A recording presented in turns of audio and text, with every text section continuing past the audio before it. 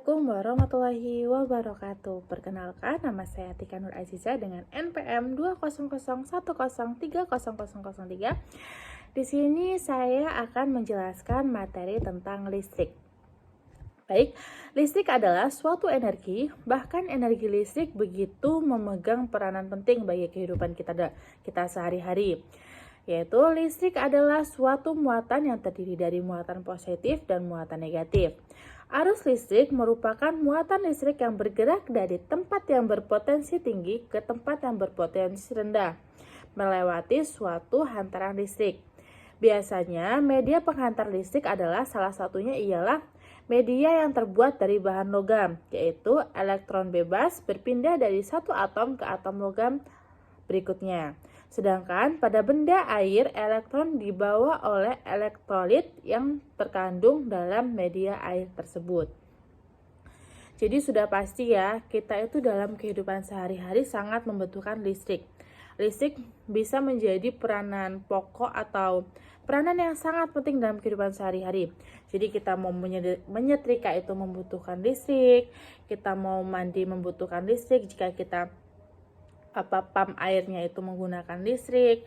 Kemudian masih banyak lagi.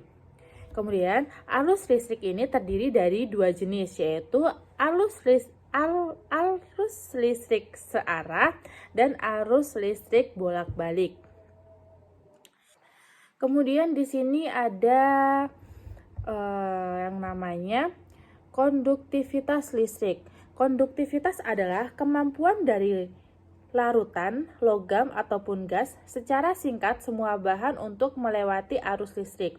Kemampuan ini dilakukan oleh kation dan anion, sedangkan dalam logam dilakukan oleh elektron. Seberapa baik sih larutan menghantarkan listrik ini? Yaitu tergantung pada beberapa faktor, yaitu yang pertama ada faktor konsentrasi, ada mobilitas ion, valens ion, dan suhu. Semua zat memiliki beberapa tingkat konduktivitasnya. Dalam larutan air, tingkatan kekuatan ion bervariasi. Dalam konduktivitasnya rendah, ultra air murni dengan konduktivitas yang tinggi dari sampel kimia terkonsentrasi. Media listrik diaktifkan oleh arus listrik mengalir dalam konduktor karena adanya gerakan partikel bermuatan. Oleh karena itu, konduktivitas listrik sebanding dengan kepadatan jumlah partikel bermuatan dan mobilitasnya. Kemudian di sini ada beberapa air yang dapat menghantarkan listrik, yaitu ada air laut. Air laut yaitu air yang berasal dari lautan atau samudra. Air laut memiliki kadar garam yang terdapat di dalam batuan-batuan dan tanah. Antara lain contohnya yaitu dalam kandungan tanah atau batuan di laut itu ada natrium, kalium, kalsium, dan lain-lainnya. Kadar garam yang terlarut dalam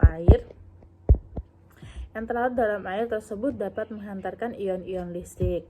Kemudian yang kedua yaitu ada air tawar. Air yang tidak mengandung banyak larutan garam dan larutan mineral di dalamnya. Air tawar bisa didapatkan pada air dari sumur, danau, sungai, salju, ataupun es. Pembawa muatan pada logam jumlahnya adalah tetap, tidak berubah. Kemudian mungkin cukup sekian yang dapat saya sampaikan. Kurang lebihnya saya mohon maaf dan kepada Allah saya mohon ampun. Saya akhiri. Wassalamualaikum warahmatullahi wabarakatuh.